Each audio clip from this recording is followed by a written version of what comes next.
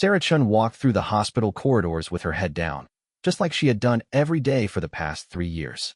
The burn scars covering the left side of her face and neck were a constant reminder of the fire that had changed her life forever. At 25, she worked as a night shift cleaner at Memorial Hospital, taking the job specifically because fewer people would see her during those quiet hours. The scars ran from her temple down to her collarbone, creating a web of twisted skin that made people stare and children point. Sarah had learned to live with the whispers, the uncomfortable glances, and the way conversations stopped when she entered a room. She kept her long black hair swept over the damaged side of her face, but it could never completely hide what the flames had done to her. Tonight felt different, though. There was unusual activity in the hospital. Military personnel had been arriving all evening, and Sarah could hear hushed conversations about a high-ranking general who had been brought in after a training accident. She tried to stay out of the way as she cleaned the floors, but the energy in the building was electric with tension and importance. Sarah's story began 5 years ago when she was a bright nursing student with dreams of helping people heal. She had been volunteering at a local shelter for homeless veterans when a kitchen fire broke out. While everyone else ran for safety, Sarah had heard crying from the back room. An elderly veteran named Thomas was trapped, unable to move quickly because of his injured leg. Without thinking twice, Sarah had rushed back into the burning building. She found Thomas collapsed near the stove, overcome by smoke. The ceiling above them was already starting to buckle, and flames were spreading rapidly across the walls. Sarah managed to drag Thomas toward the exit, but just as they reached the doorway, a burning beam crashed down. It struck Sarah across the face and shoulder, pinning her momentarily as the flames licked at her skin. The pain was unlike anything she had ever experienced. The heat seared through her flesh in seconds that felt like hours. Thomas, despite his own injuries, somehow found the strength to pull the beam off her and drag them both to safety. By the time the paramedics arrived, Sarah's face was burned beyond recognition, and her nursing career dreams seemed to die with her damaged skin. The months that followed were a nightmare of surgeries, pain medication, and crushing medical bills.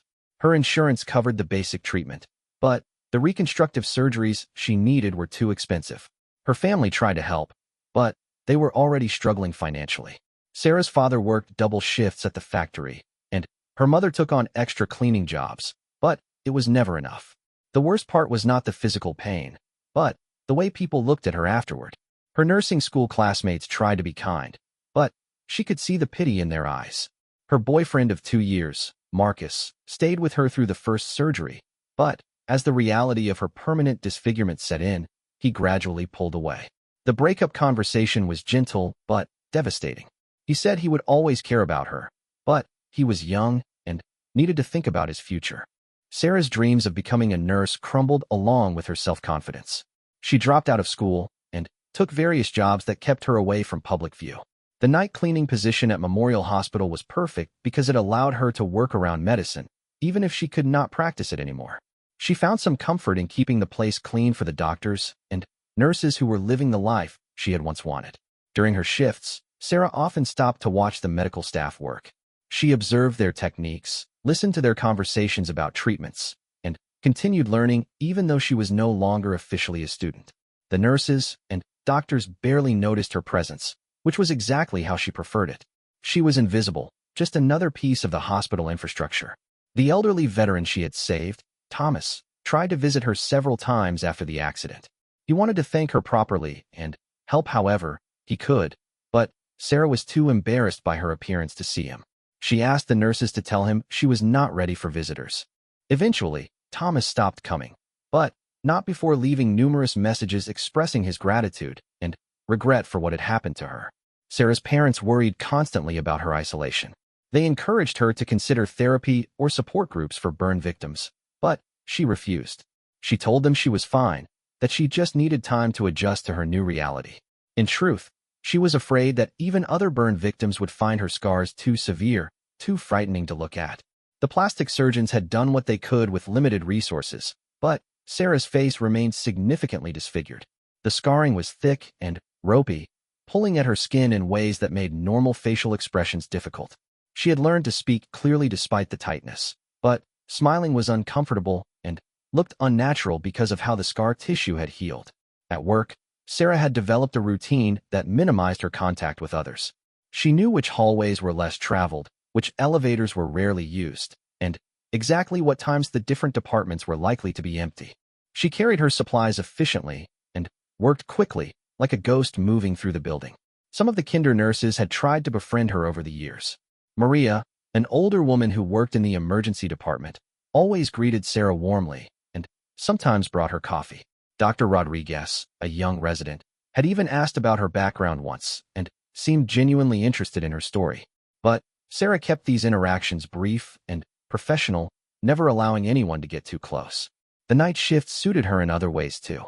The harsh fluorescent lighting was dimmed in many areas, creating shadows that helped hide her scars. The quieter atmosphere meant fewer emergency situations where she might accidentally get in the way or draw attention to herself. She had become an expert at being unnoticed, sliding through her duties like a shadow. Sarah lived alone in a small apartment near the hospital. She had decorated it simply, with heavy curtains that blocked out most of the daylight. She slept during the day and spent her evenings reading medical journals she borrowed from the hospital library. Knowledge had become her escape, a way to maintain some connection to the medical world she had been forced to leave behind. Her grocery shopping was done late at night at a 24-hour store where the teenage cashiers were usually too tired to stare. She had learned to navigate her entire life around avoiding the curious and sometimes cruel gazes of strangers. Children were the worst because they had not yet learned to hide their reactions. They would point and ask their parents loudly what was wrong with her face. Tonight, as Sarah cleaned the administrative wing, she could hear increased radio chatter from the security guards. Military vehicles kept arriving outside, and she caught glimpses of men and women in dress uniforms walking purposefully through the halls. Something important was happening, but, as always, Sarah remained focused on her own small world of mop buckets and cleaning supplies. She was wiping down the nurse's station on the third floor when she overheard two doctors talking about their VIP patient. The general had been injured during a training exercise at the nearby military base. He was conscious but had suffered significant trauma and would require several days of observation. The hospital administrator had assigned their best staff to his care, and security had been increased throughout the building. Sarah continued cleaning around them, invisible as always. She had perfected the art of being present but unnoticed, like furniture that moved quietly through the background of other people's important lives. The doctors discussed the general's condition in medical terms she understood perfectly, but their conversation was not meant for her ears. As she moved her cleaning cart down the hallway, Sarah wondered what it would be like to be so important that your injury could mobilize an entire hospital. She imagined having people who cared enough to rush to your bedside, to ensure you received the best possible care. Her own accident had been barely noticed outside her immediate family, just another tragic story that happened to someone insignificant. The burn unit was not far from where she was working, and Sarah often thought about the patients there who were going through experiences similar to what she had endured. She sometimes considered volunteering to talk with them, to share what she had learned about living with severe scarring. But the idea of exposing herself to their questions and pitying looks kept her from following through. Instead, she channeled her desire to help into her work. Sarah took pride in maintaining the cleanest floors, the most sanitized surfaces, and the most organized supply closets in the hospital. She knew that infection control was crucial for patient recovery, and her attention to detail helped create an environment where healing could happen. It was not the same as being a nurse, but it was her way of contributing to patient care. As the night progressed, the military presence continued to grow. Sarah found herself working around soldiers and officers who barely acknowledged her existence. She was grateful for their indifference, but also struck by how they carried themselves with such confidence and purpose. Their uniforms commanded respect in a way that her cleaning outfit never would. By dawn, Sarah had finished most of her assigned areas. She typically left just as the day's shift was arriving, avoiding the bustle of shift change when the hallways filled with fresh medical staff. Today felt different, though. There was an energy in the building that made her curious despite her instinct to remain invisible. As she prepared to leave, Sarah heard commotion coming from the direction of the VIP room. Voices were raised in what sounded like an argument, though she could not make out the words. Her natural instinct was to avoid any kind of disturbance, but something made her pause. Perhaps it was her suppressed nursing instincts, or maybe just human curiosity about what could make military officers sound so agitated. Sarah found herself walking slowly toward the sound, pushing her cleaning cart as if she had legitimate business in that direction. She told herself she would just clean the nearby water fountain and then leave as planned. But as she got closer, she could hear more clearly what was being discussed, and what she heard would change the course of her carefully constructed invisible life forever. The conversation she was about to overhear would force Sarah out of the shadows she had called home for 3 years. It would challenge everything she believed about her place in the world and set in motion events that would finally bring her face to face with the question she had been avoiding. Was she going to remain hidden forever, or was there still time to reclaim the life she had given up? Sarah pushed her cleaning cart closer to the VIP room, her heart beating faster than usual. She could hear multiple voices speaking in urgent, hushed tones. The military personnel stationed outside the room looked tense, and she noticed they kept checking their watches as if waiting for someone important to arrive. Through the partially open door, she caught sight of the patient for the first time. General William Patterson was a tall man in his 50s with graying hair and weathered features that spoke of years spent in challenging conditions. Even lying in the hospital bed with various monitors attached to him, he commanded presence. His eyes were alert and sharp, scanning everyone who entered his room with the intensity of someone accustomed to evaluating threats and allies quickly. Sarah pretended to clean the drinking fountain while listening to the conversation between the general and his aide, a young colonel named Davis. The general was clearly frustrated about something, his voice carrying the authority of someone used to having his orders followed without question. "I want to know who she is," General Patterson was saying. "The woman who was here earlier. The one with the scars." Sarah's blood ran cold. Someone with scars had been in the general's room. There were not many people fitting that description working at the hospital, and Sarah was the most severely scarred person on staff. But she had not been anywhere near the VIP room. She was certain of that. Colonel Davis sounded confused. "Sir, I am not sure who you are referring to. The medical staff assigned to your care has been carefully vetted. Dr. Martinez is your primary physician, and Nurse Johnson is handling your medication schedule." "No, not the medical staff," the general said impatiently. "Earlier this morning, just before dawn, there was a woman cleaning in here. She had significant burn scarring on her face and neck. When she thought I was asleep, she noticed my foreline was kinked and quietly fixed it. Then, she adjusted my blanket and checked that my call button was within reach. She did not wake anyone or make a fuss about it, just handled it professionally and left." Sarah's mind raced. She had not been in that room, which meant there was another severely scarred woman working at the hospital.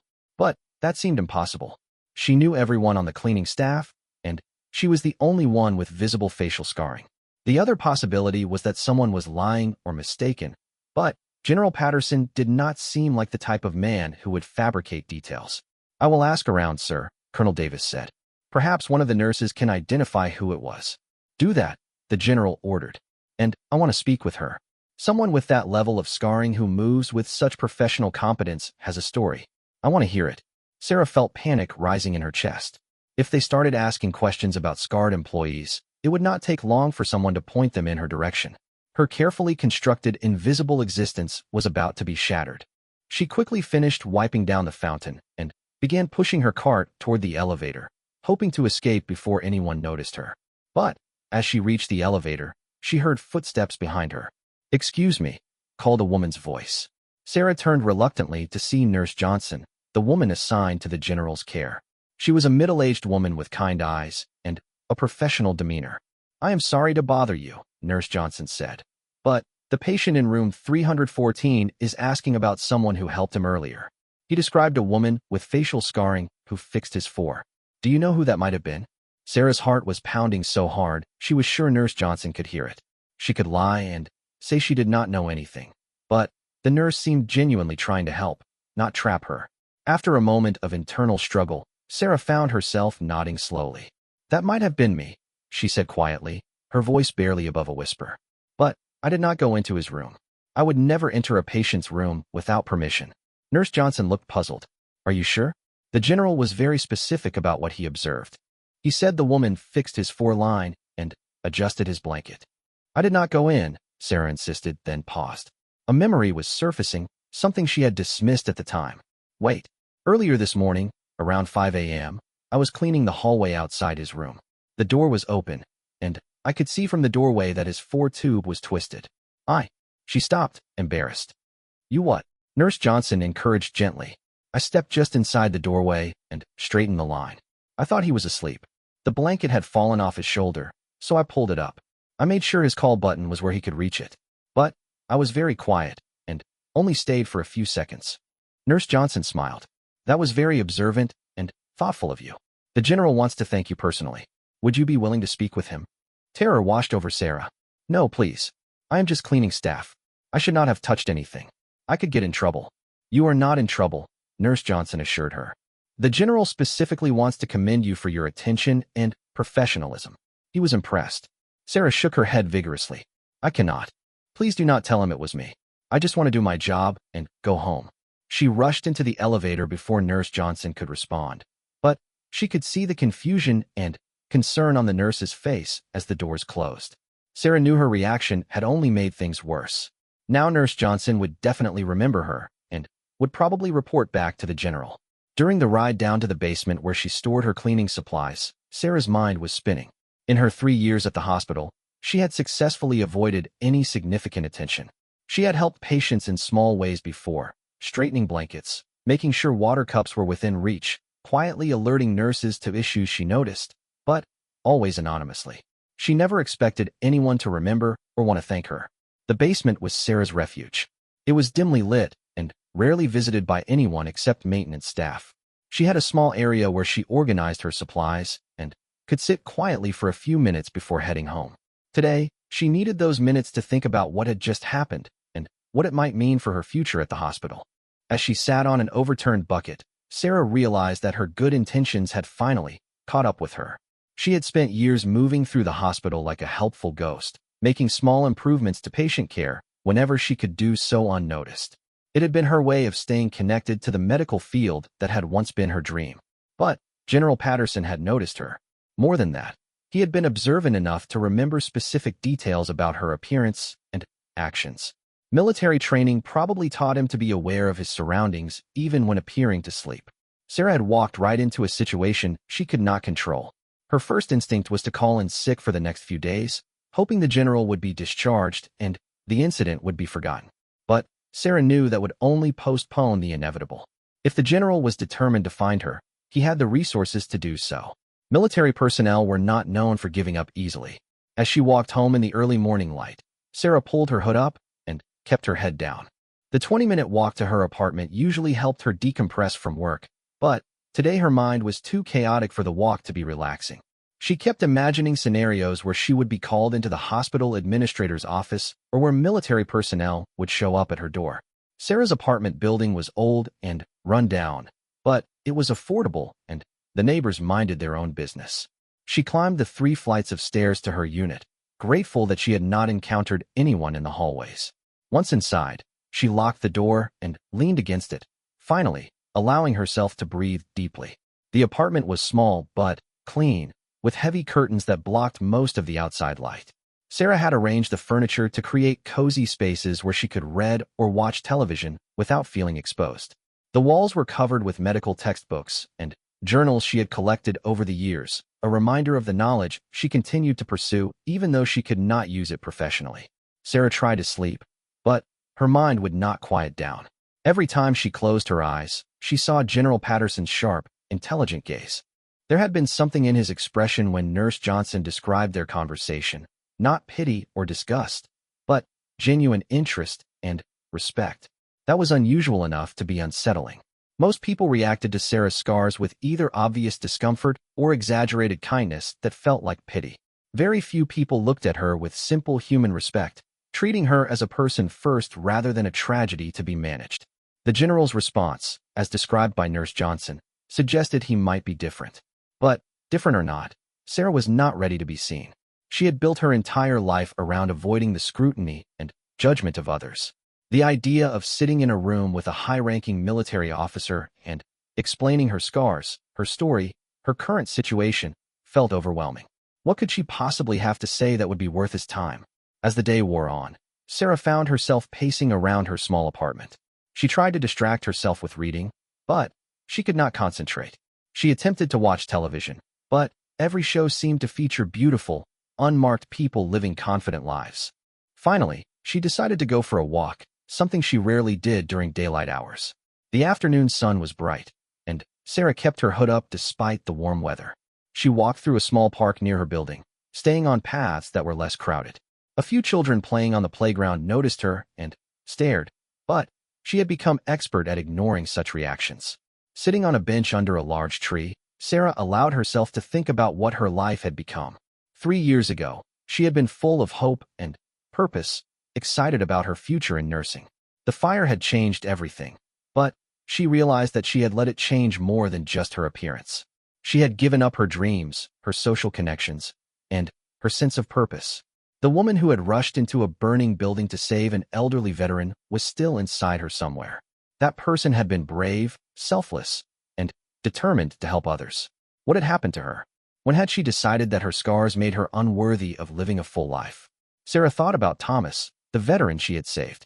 She had refused to see him after the accident, too embarrassed by her appearance and too overwhelmed by her own problems.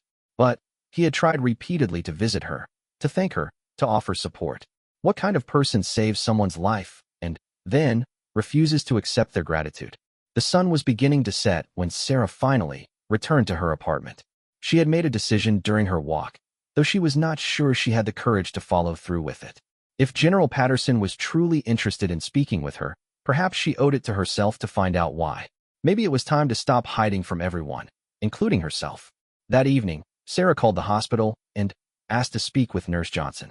It took several transfers before she was connected, and when Nurse Johnson answered, Sarah could hear the surprise in her voice. "I wanted to ask about the general," Sarah said without identifying herself. "Is he still asking about the woman who helped him?" "You are the cleaning lady from this morning," Nurse Johnson said immediately. "Yes, he has asked about you several times today. He really does want to meet you. I promised him I would try to find you." Sarah took a deep breath. "What time does he usually sleep?" "I work the night shift. Maybe I could stop by his room when it is quiet." "Actually," Nurse Johnson said, "he specifically asked if you could visit during the evening when he is awake. He said it is important to him to thank you properly and to hear your story. Would you consider coming in around 8 p.m.? I will make sure you have privacy." Sarah closed her eyes. This was it, the moment when she would either continue hiding or take a step back into the world. "All right," she said quietly. "I will be there at 8. After she hung up the phone, Sarah sat in her living room for a long time, staring at her reflection in the dark television screen. The woman looking back at her was scared but determined. It was time to find out what General Patterson wanted and why her small act of care had made such an impression on him. She had no idea that this meeting would change everything she thought she knew about her worth, her future, and the power of simple human kindness. Sarah arrived at the hospital at exactly 8 p.m., her hands trembling slightly as she signed in at the visitor's desk. She had changed out of her usual cleaning uniform and wore a simple blue dress with long sleeves and a high neckline that covered most of her scars. Her hair was carefully arranged to fall across the left side of her face, though she knew it would not completely hide the damage. Nurse Johnson met her at the elevator on the 3rd floor. "He has been looking forward to meeting you," she said kindly. "I should mention that he has been asking quite a few questions about you today. I told him I did not know much about your background, but he seemed very interested in learning more." Sarah's stomach twisted with anxiety. "What kind of questions?"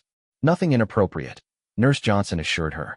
"He wanted to know how long you had worked here, whether you had medical training, things like that. He seemed impressed by how you handled yourself this morning. Not everyone would have noticed the 4 issue or known how to fix it properly." They walked down the hallway toward the VIP room, passing the military personnel stationed outside. The soldiers nodded respectfully to Nurse Johnson but studied Sarah with the sharp attention she had learned to expect from people seeing her scars for the first time. She kept her eyes focused straight ahead, trying to project more confidence than she felt. "General Patterson," Nurse Johnson announced as they entered the room. "This is Sarah Chun, the woman you wanted to meet." The general looked up from the medical journal he had been reading, and Sarah felt his eyes take in her appearance quickly, but not unkindly. There was no visible shock or pity in his expression, just focused attention. He set the journal aside and attempted to sit up straighter in the hospital bed. "Miss Chun," he said, his voice carrying the authority she had heard that morning but with a warmer tone. "Thank you for coming. I realize this is probably unusual for you." Sarah stood near the doorway, fighting the urge to flee. "Nurse Johnson said you wanted to thank me, but that really is not necessary. I just did what anyone would do." General Patterson studied her face with the same intensity she had observed that morning. "Actually, that is exactly what I wanted to discuss with you. Please, have a seat. He gestured to the chair beside his bed. And I would prefer if you could look at me while we talk. I find conversations work better that way. It was clearly a gentle command rather than a request. Sarah slowly moved to the chair and sat down, forcing herself to turn toward him despite her instinct to keep the scarred side of her face hidden. When she met his eyes directly, she saw something she had not expected: recognition. You have combat experience, General Patterson said quietly. It was not a question. Sarah blinked in surprise. No, sir. I was never in the military. Not military combat, he clarified.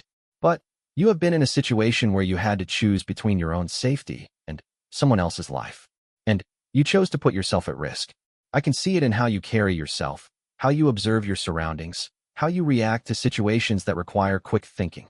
Sarah felt exposed in a way that had nothing to do with her physical scars. I'm not sure what you mean. General Patterson leaned forward slightly. This morning, you noticed my floor was kinked from several feet away, in dim lighting, while moving quietly enough not to wake me. You fixed it efficiently without disturbing any other equipment. You adjusted my blanket in a way that provided better coverage without restricting my movement. And you positioned my call button precisely where I could reach it with either hand. He paused, watching her reaction. Those are not the actions of someone with basic first aid knowledge. That is the behavior of someone who has extensive medical training and experience making quick decisions under pressure. So I will ask again, what is your background? Sarah felt tears threatening to form. She had not talked about her past with anyone at the hospital, had worked so hard to remain invisible and unremarkable. Now this stranger was seeing through her carefully constructed facade with military precision. I was a nursing student, she admitted quietly. Before the accident. What kind of accident? General Patterson asked gently. Sarah found herself telling him about the fire at the veterans' shelter, about Thomas who needed help, about her decision to go back into the building. The general listened without interrupting, his expression growing more thoughtful as she spoke. You saved a veteran's life, he said when she finished. At considerable personal cost. Anyone would have done the same thing. No, General Patterson said firmly. Most people would not have. I have been in combat situations where trained soldiers froze when faced with life or death decisions. You were a young nursing student with no emergency training, and you chose to risk everything for someone you barely knew. That is not normal behavior. That is heroic behavior. Sarah shook her head. There was nothing heroic about it. I just heard someone who needed help. And that is exactly what makes it heroic, the general replied. True courage is not the absence of fear. It is acting despite the fear when something important is at stake. They sat in comfortable silence for a moment. Sarah realized she had been holding her breath and forced herself to breathe normally. It had been 3 years since anyone had called her actions heroic rather than foolish or tragic. May I ask what happened after your injury? General Patterson continued. Why are you working as cleaning staff instead of finishing your nursing degree? Sarah explained about the medical bills, the reconstructive surgeries she could not afford, the way people reacted to her appearance, her decision to drop out of school. The general listened thoughtfully, occasionally asking gentle questions that prompted her to share more details than she had intended. And you have been working here for 3 years, he said. Still learning, still helping patients when you can, but staying in the background. It seemed like the best option, Sarah said defensively. I can still be useful without being in the way. General Patterson was quiet for a long moment, studying her with that penetrating gaze. Miss Chun, do you know anything about military culture? Not really. In the military, we have a concept called service before self. It means putting the mission and your fellow soldiers before your own comfort or safety. We spend a lot of time training people to think that way because it does not come naturally to most humans. He paused. But you already think that way. You have been thinking that way since before you even knew there was a name for it. Sarah did not know how to respond to that. She had never thought of her actions in such terms. I have been in the military for 32 years, General Patterson continued. I have seen soldiers display incredible courage under fire, medics who risked their lives to save wounded comrades, officers who made impossible decisions under pressure. But I have rarely seen someone with your combination of medical knowledge, situational awareness, and selfless instinct for helping others. I think you are giving me too much credit, Sarah said uncomfortably. And I think you are not giving yourself nearly enough, he replied. Tell me something. In your 3 years working here, how many times have you noticed things that the medical staff missed? How many small problems have you quietly fixed? How many patients have you helped in ways they never even knew about? Sarah thought about the countless times she had straightened 4 lines, adjusted pillows for comfort, alerted nurses to patients who seemed to be in distress, cleaned up spills before anyone could slip and fall. She had never kept count because it had never seemed important enough to track. "I just pay attention," she said. "Anyone would notice those things." "No, they would not," General Patterson said with certainty. "I have been a patient in numerous military hospitals over the years. Most cleaning staff are focused on their assigned tasks and nothing else. They do not have the knowledge to recognize medical issues, and they certainly do not take personal responsibility for patient safety the way you do." He shifted in his bed, wincing slightly from his injuries. "Miss Chun, I want to ask you something, and I hope you will consider it carefully before answering. What would you say if I told you there was a way for you to finish your nursing degree and work in a position where your scars would not be a barrier to patient care?" Sarah felt her heart skip. "I would say that sounds impossible." "Nothing is impossible with the right resources and connections," General Patterson said. "The military has some of the best medical facilities in the country. We also have programs for people with exceptional skills who want to serve their country. And we have a culture where scars are viewed as evidence of courage, not reasons for hiding." Sarah stared at him, not sure if she was hearing correctly. "Are you offering me a job?" "I am offering you an opportunity to have the career you were meant to have," he said. "But first, I need to know something. Are you ready to stop hiding from the world? Are you ready to use your skills to help people on a larger scale? Because what I am thinking of would require you to step out of the shadows permanently." The room fell silent except for the steady beeping of the general's monitors. Sarah's mind was racing. 3 years ago, her life had been completely derailed by tragedy. She had accepted that her dreams were over, that she would live quietly on the margins of the medical world she had once hoped to join. Now this stranger was suggesting that everything could change again. But the idea of leaving her safe, invisible existence was terrifying. She had built her entire identity around staying hidden, around not being seen or noticed or judged. The thought of deliberately putting herself in situations where people would look at her, work with her, depend on her, felt overwhelming. "I need time to think," she said quietly. "Of course," General Patterson said. "But while you are thinking, I want you to consider something. You told me that anyone would have done what you did in that fire. You believe that your actions were ordinary, not heroic. But if that were true, if anyone would have risked their life to save Thomas, then why are there not more people like you in the world?" Sarah looked at him questioningly. "The answer," he continued, "is that people like you are extremely rare. People who combine medical knowledge with genuine courage and an instinct to put others first are precious resources. The world needs more people like you, Miss Chin. The question is whether you are ready to let the world have you." As Sarah left the hospital that night, her mind was churning with possibilities she had never allowed herself to consider. For 3 years, she had believed that her scars defined what she could and could not do with her life. Now General Patterson was suggesting that her scars might actually be evidence of her qualifications for something greater. The walk home felt different than usual. Instead of keeping her head down and hurrying through the shadows, Sarah found herself looking around at the city lights, the people on the sidewalks, the life happening around her. She had been so focused on hiding from the world that she had forgotten what it felt like to be part of it. Back in her apartment, Sarah stood in front of the bathroom mirror for the first time in months. She pushed her hair back from her face and studied the scars that had become such a source of shame. The skin was thick and discolored, pulling at her features in ways that made her face asymmetrical. But as she looked at herself with fresh eyes, she tried to see what General Patterson might have seen. These scars were evidence of a choice she had made to save someone's life. They were proof that when faced with an impossible situation, she had chosen courage over safety.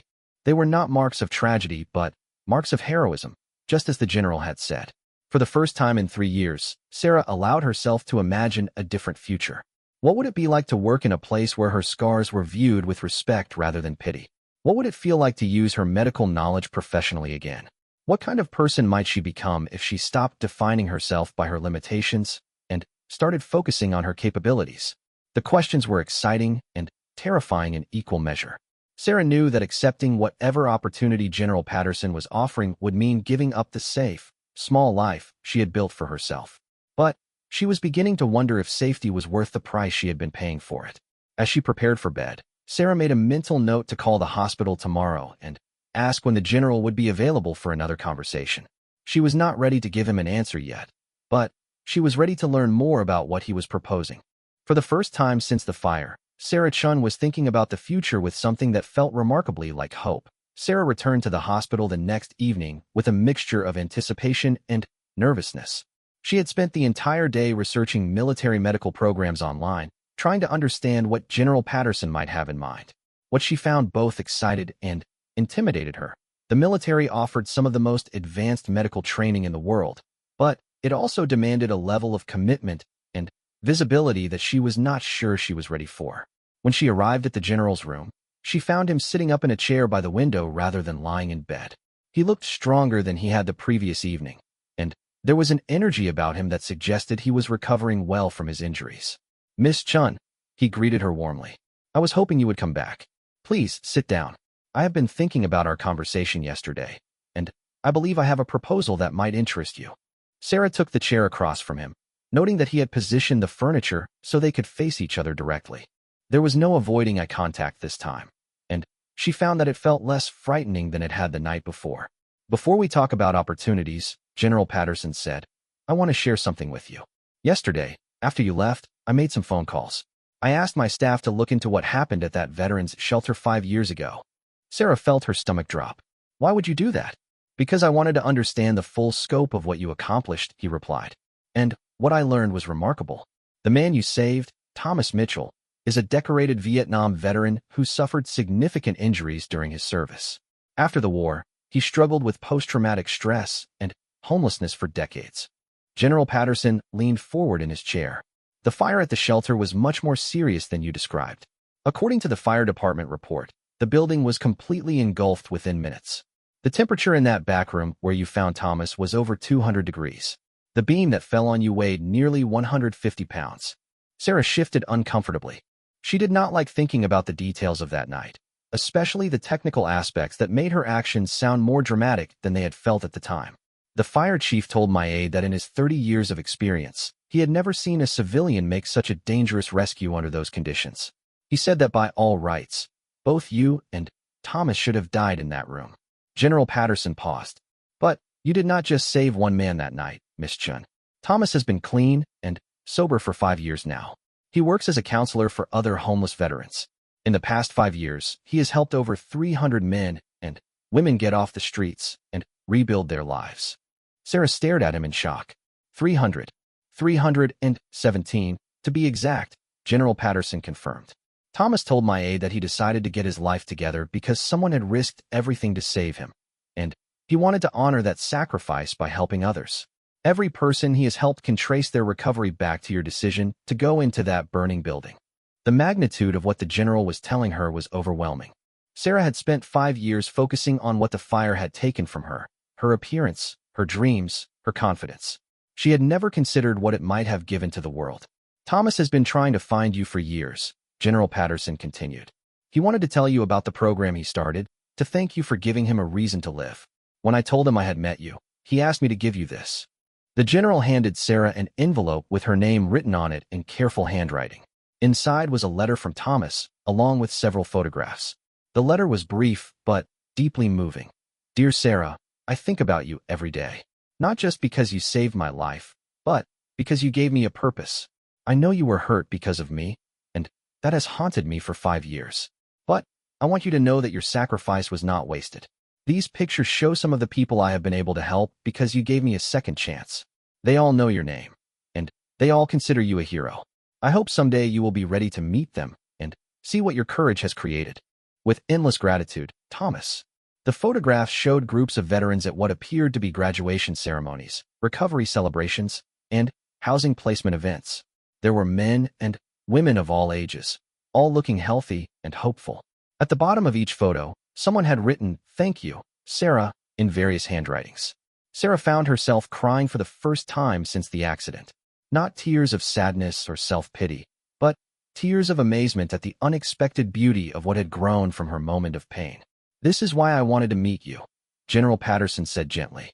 "Not just because you helped me with my 4-line, but because you represent something the military desperately needs. We train people to be brave in combat, but true courage, the kind that acts without thinking about personal cost, cannot be taught. It can only be recognized and supported." Sarah wiped her eyes and looked up at him. "What exactly are you proposing?" The Army has a program called Direct Commission for healthcare professionals with exceptional skills or experience. It allows qualified individuals to enter the military as officers without going through traditional enlisted training.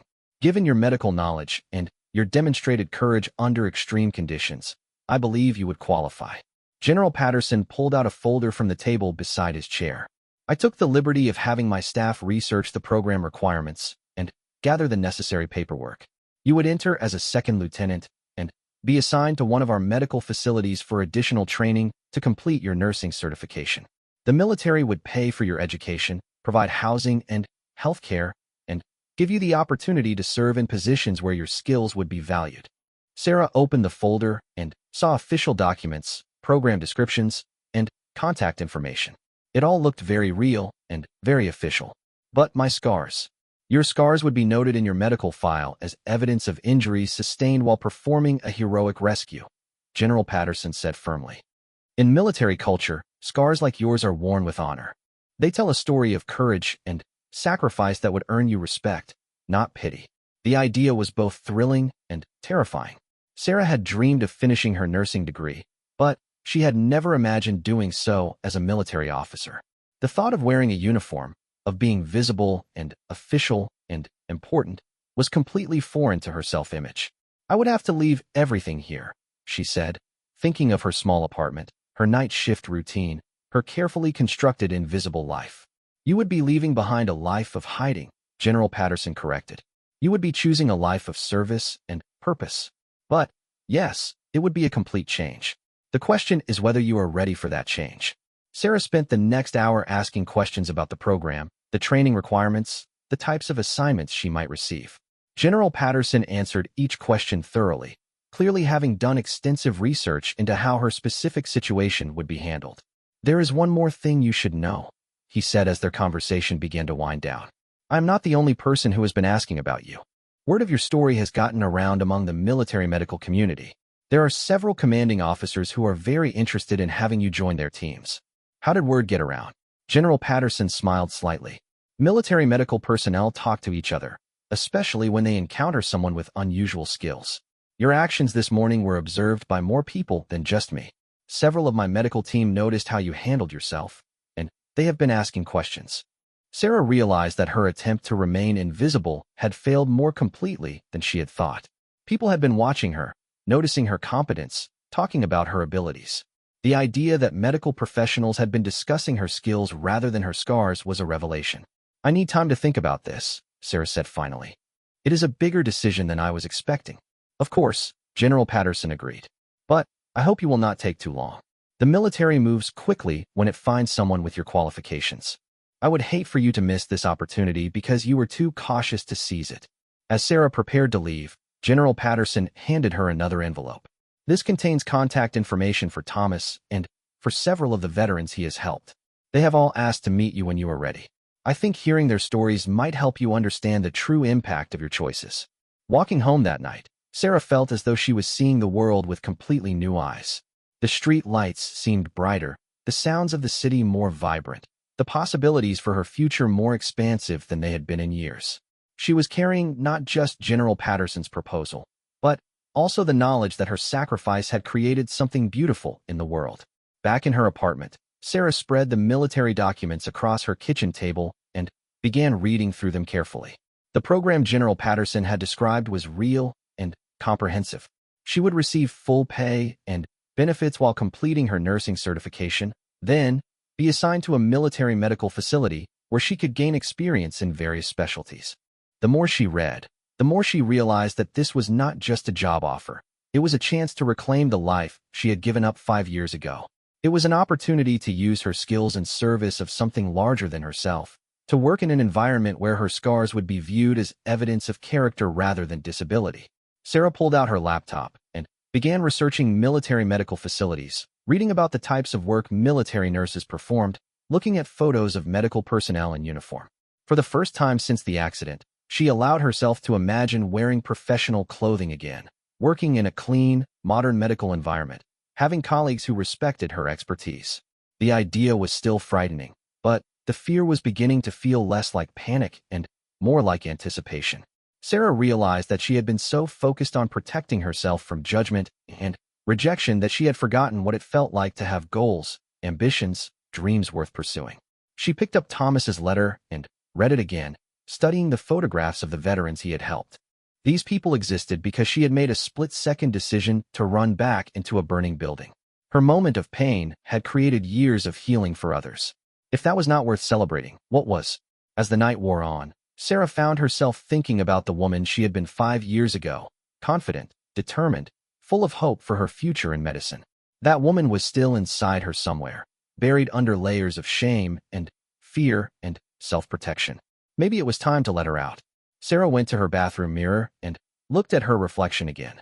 But this time she tried to see herself through the eyes of people like General Patterson and Thomas, people who valued courage more than conventional beauty, who measured worth by actions rather than appearances. The woman looking back at her was scarred but strong, damaged but not defeated. She thought about the hundreds of veterans who knew her name, who considered her a hero, who owed their recovery to her willingness to risk everything for a stranger. She thought about General Patterson's respect, the medical staff's recognition of her skills, the opportunity to serve others in ways she had never imagined possible.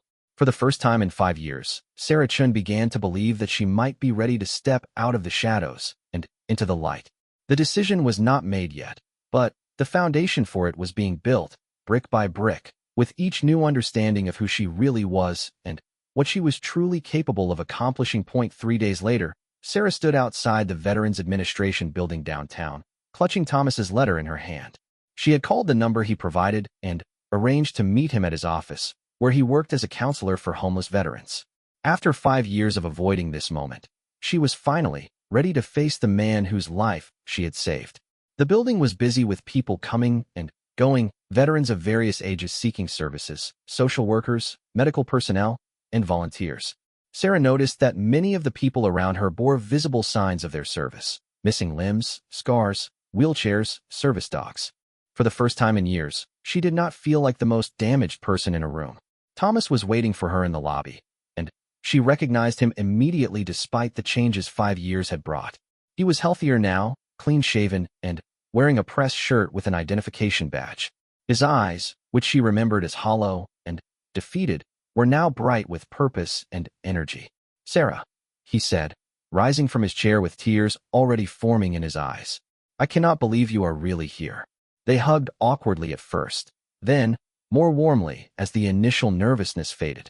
Sarah was surprised by how solid and strong Thomas felt. The frail, broken man she remembered had been transformed into someone confident and capable. "You look amazing," Sarah said, and she meant it. "General Patterson told me about your work here, but I had trouble believing it was real." "It is real," Thomas said, leading her toward his office. "And it exists because you gave me a reason to make it real. Come on, let me show you what your courage has built." Thomas's office was small but organized, with certificates on the walls, photos of program graduates, and a desk covered with case files. What struck Sarah most was how official and professional everything looked. This was not just someone helping out occasionally. This was a legitimate, established program making a real difference. "I want you to meet someone," Thomas said, picking up his phone. Within minutes, a woman in her 40s entered the office. She was neatly dressed in business attire, carrying herself with confidence and dignity. "Sarah, this is Maria Santos," Thomas said. "Maria, this is Sarah Chun." Maria's eyes widened with recognition. "You are Sarah? The Sarah?" She immediately reached out to shake Sarah's hand. "I have been hoping to meet you for 3 years." Sarah looked confused. "Why would you want to meet me?" "Because you saved my life," Maria said simply. "Not directly, but completely. 3 years ago, I was living in my car with my 2 children. We had been on the streets for 8 months after I lost my job, and then my apartment. I was ready to give up completely." Maria sat down across from Sarah. "Thomas found us at a shelter and convinced me to enter his program. He told me about a woman who had risked everything to save him, and he said he wanted to honor that sacrifice by helping others. I did not believe him at first. I thought it was just another story someone tells to make you feel better." "But it was not a story," Sarah said quietly. "No, it was not," Maria confirmed. "Thomas helped me get into transitional housing, find a job, get my children into a good school. But more than that, he taught me that sometimes people really will risk everything to help strangers, and That means we all have an obligation to help each other when we can. Sarah felt overwhelmed by the directness of Maria's gratitude. This woman was successful and professional, nothing like what Sarah had imagined when she thought about homeless people. My children ask about you sometimes, Maria continued. They call you the angel lady because I told them that an angel saved the man who saved us. They drew you pictures. She pulled several crayon drawings from her purse, showing stick figures with long dark hair rescuing people from red scribbles meant to represent fire. Thomas leaned forward in his chair. Maria is not unusual, Sarah. We have seen this pattern over and over again. When people realize that someone was willing to sacrifice everything for a stranger, it changes how they see themselves and their obligations to others. Your story has become part of our program because it shows people what real courage looks like. Over the next hour, Thomas and Maria told Sarah about the program's growth and impact. What had started as Thomas helping a few individuals had evolved into a comprehensive support system with housing assistance, job training, mental health services, and family reunification programs. The program now had funding from multiple sources and a waiting list of veterans seeking help. The military has taken notice, Thomas explained. We have had several visits from high-ranking officers who want to understand how our success rates are so much higher than similar programs. They always ask about our founding story, about the motivation that drives our work. General Patterson was not the first military officer to ask about you, Maria added. There have been others. Word has gotten around that there is a woman with medical training and demonstrated courage who is currently working below her potential. Sarah realized that her meeting with General Patterson had been less coincidental than she had thought. The military had been aware of her story and had been looking for an opportunity to recruit her. General Patterson's injury had simply provided the perfect introduction. What do you think I should do? Sarah asked Thomas. The general has offered me a chance to finish my nursing degree and serve as a military officer. But it would mean leaving everything familiar behind.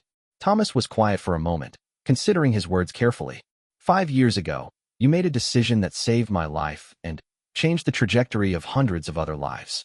You made that decision in seconds, without knowing what the consequences would be, based purely on your instinct to help someone who needed assistance. He gestured around his office. Look what grew from that single moment of courage. Imagine what you could accomplish with proper training, resources, and support. Imagine how many people you could help if you were not limiting yourself to cleaning floors in the middle of the night. Maria nodded in agreement. Sarah, I have met a lot of people in the past 3 years, social workers, doctors, administrators, politicians. Most of them are good people doing their best, but they think like bureaucrats. They follow procedures and protocols. You think like someone whose first instinct is to save lives, even at personal cost. The military needs people like you. After leaving the Veterans Administration building, Sarah walked through downtown, processing everything she had heard. The weight of other people's expectations was significant, but it was balanced by a growing sense of her own potential. For 5 years, she had defined herself by her limitations. Now she was being challenged to define herself by her capabilities. That evening, Sarah called General Patterson at the hospital. He had been discharged but was staying in town for follow-up appointments and had left word that she could reach him anytime. General, this is Sarah Chun. I have been thinking about your offer, and I want to accept it. There was a pause, then genuine pleasure in his voice. I am very glad to hear that, Miss Chun. I was hoping you would see the opportunity for what it really is. When would I start? Sarah asked. If you are certain about this decision, I can have the paperwork expedited. You could be sworn in within 2 weeks and report for training within a month. Are you prepared to move that quickly? Sarah looked around her small apartment, at the medical journals stacked on every surface, at the heavy curtains that had helped her hide from the world for 3 years. Yes, I am ready. The next 2 weeks passed in a blur of paperwork, medical examinations, interviews, and preparations. Sarah gave notice at the hospital, where several staff members expressed surprise at her decision to leave. Nurse Johnson, who had facilitated her meeting with General Patterson, was particularly supportive. I always thought you were overqualified for cleaning work, she told Sarah. I could tell you understood medical procedures better than some of the residents. I am glad you are finally going to use your knowledge properly. Sarah's parents were initially worried about her decision to join the military, but their concern quickly turned to pride when she explained the opportunity she was being given. Her mother cried when Sarah showed her Thomas's letter and the children's drawings. I always wondered if saving Thomas was worth what it cost you, her mother said. Now I know it was worth even more than we realized. The night before Sarah was scheduled to leave for basic orientation, she received a call from General Patterson. He had been promoted and was taking command of a military medical center that specialized in trauma and emergency care. "I wanted you to know that I have requested you for my team once you complete your training," he said. "If you are interested, you would be working in an environment that values quick thinking, medical expertise, and courage under pressure. I believe it would be a perfect fit for your skills." Sarah accepted immediately. The idea of working directly with the man who had recognized her potential felt like the completion of a circle that had begun with their chance meeting at the hospital. On her last morning in the apartment, Sarah stood once more in front of her bathroom mirror. But, this time, she was wearing the dress uniform she would travel into her new assignment. The dark blue fabric was crisp and professional, the insignia on her shoulders marking her rank as Second Lieutenant Chun. For the first time since the accident, Sarah did not try to hide her scars. The military had provided guidelines on professional appearance, and they emphasized that visible scars from honorable service should be worn with pride rather than concealed. Sarah had pulled her hair back neatly, allowing the full extent of her injuries to be visible. The woman in the mirror looked confident, purposeful, and strong. The scars were still there, still significant, but they no longer dominated her appearance. Instead, they seemed to add character to her face, evidence of experiences that had shaped her into someone capable of extraordinary things. As Sarah prepared to leave for the airport, she thought about the journey that had brought her to this moment. 5 years ago, a split-second decision to help a stranger had derailed her original plans, but set in motion events that had ultimately led her to a better destination than she could have imagined.